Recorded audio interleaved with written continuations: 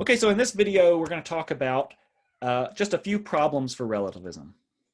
Now, we are just talking about relativism, but hopefully in this video, we'll actually get some of the motivation for objectivism about morality. You could call this moral realism. You could call it moral objectivism. It's really the view that some things are right or wrong independently of what anybody thinks or feels. Now, that may sound plausible to you. It may sound crazy to you. And whether it sounds plausible or crazy might depend, almost surely depends on the kinds of examples that you've got in mind when you consider this claim. So if you're thinking of cases where there's lots of disagreement, where it's really unclear what the consequences are, where it's just kind of up in the air what the answer to the question is. Like, let's say, cloning or something like that. Or adoption law, how adoption law should be written, or something like this. You might think there's a lot of disagreement on that. It's very unclear. There's arguments both ways. You might be able to convince yourself that it just kind of depends on what a culture thinks.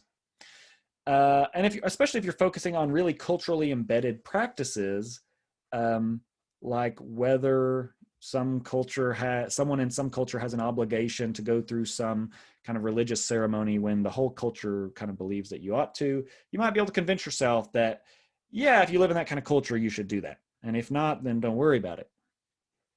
But, so if you focus on those sorts of examples, you might be drawn to relativism.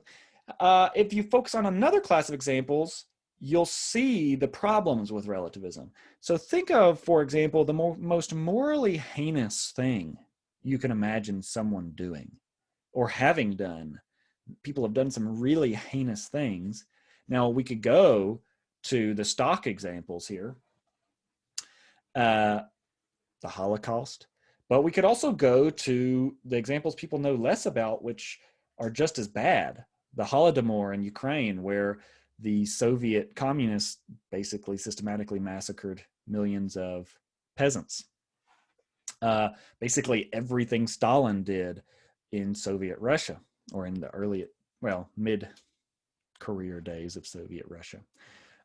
We don't even know how many millions of people died as a result of those things. Think about the gulags. If you don't know about the gulags, you should Google that. It's crazy. People have done really horrible things. Now, so imagine your favorite moral horror, someone doing something morally horrendous. I say that tongue in cheek. It shouldn't be your favorite, obviously.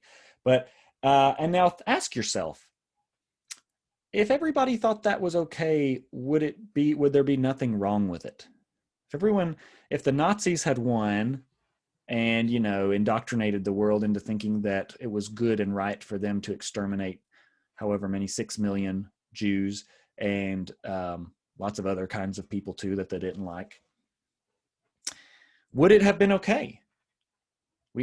Is it only deeply morally horrendous now because they lost and we tend to think that it's morally horrendous? Or imagine that we didn't think that. Would it be okay in that world? And I think most people are going to say, no, it would be wrong no matter what you think. Should we let Nazis off the hook because they thought it was okay? If they thought it was okay and relativism is true, then it was okay for them. It was morally permissible. So why are we punishing them, right? Why did we do these Nuremberg trials where we sentenced a lot of them to death and punished others? Why are we still punishing them, right? There's news stories coming out even now in the past 2 months. I've read about 2 very, very elderly people who have had new charges brought against them over Nazi war crimes. So why would we do that if what they did wasn't wrong? And it wouldn't be wrong if if relativism of some form were true because they thought it was okay. So those are the sort of cases that if you focus on, you'll see some of the inherent problems with relativism. Okay, let me get into a little bit more depth. I'm not going to go into great depth, but let's look. Okay, so let's talk about this first problem for relativism. It entails that our deepest, it's going to depend on your form of relativism. If you choose individual relativism, an individual's deepest moral commitments cannot be mistaken. They can't be wrong. And on cultural relativism, a society's deepest moral commitments cannot be wrong. That's because on individual relativism, it's just your commitments that determine the moral truth. So you're going to be right about everything. And cultural relativism, same thing. It's the culture's moral commitments that determine the truth of morality. And so you can't be incorrect, or a culture can't be incorrect. Like we said, an individual could be on cultural relativism, and a culture could be on individual relativism. But an individual can't be wrong on individual relativism, and a culture can't be wrong on cultural relativism. Why do I say our deepest moral commitments? Well, because sometimes relativists will get kind of nuanced, and they'll say, well, we can account for moral mistakes. Individual relativists, let's just look at them to make it simpler. You can do the analogous thing at the cultural level. They'll say, I can account for individuals making moral mistakes because there's always going to be conflict in someone's commitments and their mental states, whatever's determining the moral truth. And we have to have a kind of formula for solving that as relativists. So what we should say is, if someone thinks, suppose someone thinks that abortion is wrong, or abortion is permissible, but murder is wrong, and they also think that abortion is murder. That's an inconsistent set of attitudes. So what's the moral truth in this case? They think that abortion is okay, so is abortion okay? Well, it's not that easy, because they also think murder is wrong and that abortion is murder, and so murder should also be wrong on their view. So they get a contradictory set of viewpoints, and you can't have a contradictory set of moral facts. So how do we solve that? Well, relativists will say, when you get conflicts in their commitments, it's their deepest commitments, the ones they hold most deeply, for example, that determine the moral truth. And so if they hold abortion is okay deeper than murder is wrong and abortion is murder, then that will be what determines the moral truth, and vice versa for the other view. And so what they're committed to, though, is not that no moral commitment can be wrong, because assume they think that they're more deeply committed to murder being wrong than abortion being okay. Well, then the relativist is going to say, well, for that person, abortion is wrong, even though they do believe that abortion is okay, because they have a more fundamental commitment to murder being wrong and abortion being murder. Well, so they could actually be wrong. They could be mistaken about one of their beliefs. So individual relativism doesn't entail that no moral commitments, that none of our beliefs can be wrong. But they do still have to say that those fundamental ones, those deepest ones, cannot be wrong. That seems like a problem, because like I said at the beginning of this video, it seems like at the cultural level, whole cultures have been wrong in their most fundamental views.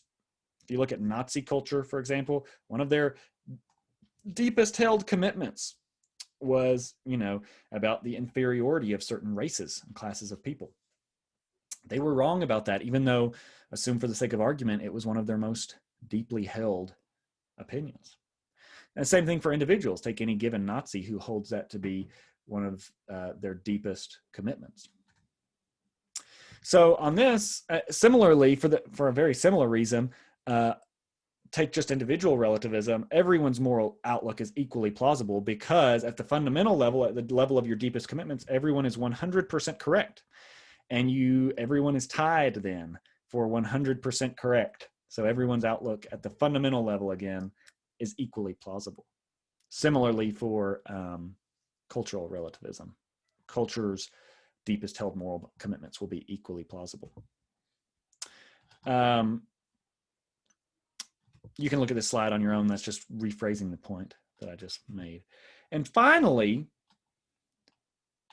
for similar reasons, there can be no real moral progress. We like to think that our societies, at least some of them, are progressing. We're getting better over time, at least sometimes, right? It's not like inexorable. It's not like societies don't ever take steps back, but we want to think that at least sometimes we're making progress. Our moral views and our moral action as a society is getting better. However, it looks like on relativism, at least your deepest moral beliefs cannot change for the better, because right now, progress requires changing for the better. You can see the argument right here. But if relativism is true, then your opinions cannot change for the better. You can't get better than 100% correct after all, right? And your deepest moral commitments, or a culture's deepest moral commitments, are already 100% correct. So this is also related to the first problem for relativism. If you're already 100% correct, you cannot make moral progress. And so all of this apparent progress is certainly change in our moral opinions. We can have change on relativism, but we can't have progress because those opinions are not getting better or closer to the truth. Oh, and I guess I said finally on the third one, but really there's a fourth problem here, and it's almost a logical problem. Relativism entails either that there are contradictions in the moral facts or that there are really no genuine moral disagreements. And both of those things would be horrible, right? Because there are obviously moral disagreements. And it's this kind of commitment of logic that there are no contradictions between true statements. If there's a contradiction, one of the two things has to be false. So consider just this example, and then we'll finish up. Is abortion wrong? Well, let's assume individual relativism. We could, again, run the same argument for cultural relativism, but let's just make it simple for ourselves.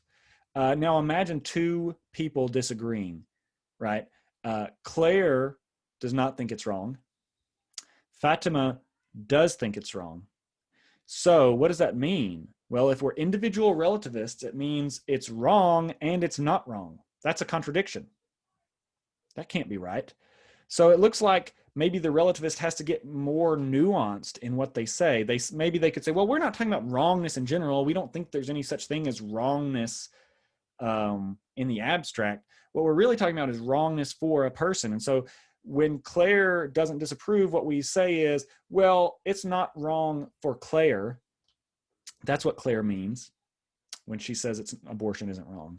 And what Fatima means is that it's wrong for Fatima. But now look, if that's the way they do things, then Claire and Fatima are not actually disagreeing about the morality of abortion, because Claire is just talking about what's wrong for her, and Fatima is just talking about what's wrong for her. And maybe that does happen sometimes. We do see some moral disagreements devolve into this sort of thing when people are arguing and it's getting really uncomfortable and socially awkward. And so it's almost like people have this out where they allow the person to get out while saving face, so to speak. So they're just like, well, I mean, I just mean it's wrong for me. It might be right for you. But that's not always what happens, right? That's certainly not the way the abortion debate goes. The anti-abortion people don't think it's just wrong for them, right? They think it's wrong for everybody. The pro-abortion people don't think it's permissible for them, but it's actually wrong for the people who think it's wrong. They think it's okay for anybody, right? That's why it should be universally legal on their view. So they're disagreeing about something. They're actually disagreeing about whether it's wrong. But individual relativists would have to say, they're not actually disagreeing. I'm talking about what's wrong for me, and you're talking about what's wrong for you. So we're talking about different things. We're not talking about what's wrong in general. So that's the other part of this disjunction. If you want to get away from there being contradictions, it looks like you have to commit to there not being any genuine moral disagreements. Okay, so that's where we're going to stop. So we looked at 4 objections to relativism. Some of them are closely related to each other, the first 3 especially. Now, as a point of sociological fact, most people think that these sorts of objections are sort of damning for relativism, that they're just too deep and hard for the relativists to solve. And this is why, at least amongst philosophers, you see most people have abandoned relativism. But I will say there are those who still endorse it. So there are those who still think that it can be defended. And that's where we'll end. I'll see y'all next time.